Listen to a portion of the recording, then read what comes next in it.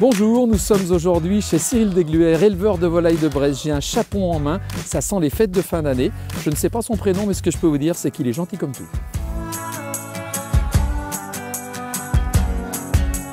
Qu'est-ce qu'elle a de particulier cette volaille de Bresse? Explique-moi pourquoi elle est particulière. Déjà, c'est une volaille qui a les couleurs de la France, hein, bleu, blanc, rouge, les pattes bleues, le plumage blanc, la crête rouge. En même temps, il y a un lien avec le terroir, avec cette Bresse qui fait 100 km du nord au sud et 50 d'est en ouest, avec un terroir particulier où on trouve des vers de terre, des nids de fourmis, une herbe bien grasse qui fait des superbes volailles. En ce moment, on est en plein dedans, c'est le grand rush. On est en train de préparer les poulardes et les chapons pour nos consommateurs. Avec nous, notre volaille, c'est quand même la volaille du partage, hein, c'est la volaille du dimanche, c'est le bien vivre.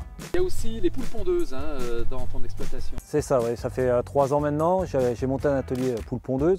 Donc c'est des œufs plein air hein, et élevés un petit peu à la façon de la Bresse, parce que quand on est estampillé Bresse, on le reste à vie.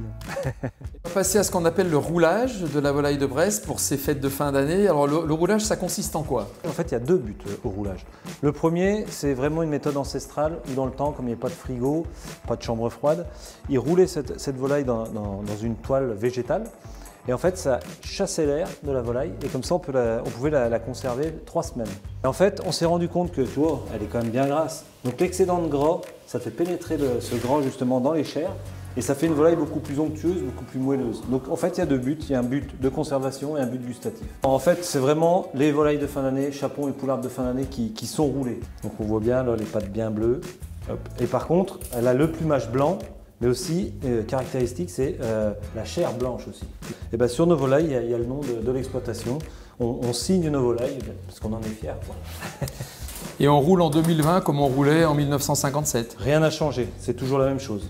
On fait comment si on veut une volaille de chez Degluer? Après, il suffit de m'appeler, un petit coup de téléphone, on réserve et puis voilà. Je vous proposerai demain de découvrir un artisan cuisinier. Il se dénomme lui-même ainsi, les 3 chapeaux à Césarieux, un garçon qui cuisine à l'instinct.